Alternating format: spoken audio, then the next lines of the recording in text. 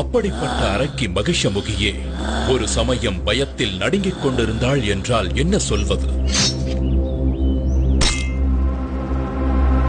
காரணம், அரக்க பிரதிநிதிகள் ஒவ்வொருவராக மாய்ந்தனர். அவ்வாறு வீழ்ந்தவர்களில் முக்கியமானவன் மகிஷியின் அண்ணன் மகிஷாசுரன். எனவே அதற்கு பழி தீர்க்க தன் பலத்தை பெருக்கிக் கொள்ள முடிவெடுத்தான்.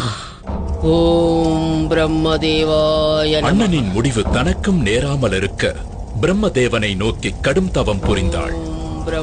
அதற்காக தன்னை சுற்றி அக்னி வளர்த்து அனல் பறக்கும் நெருப்பின் நடுவிலிருந்து தவம் புரிந்தாள்.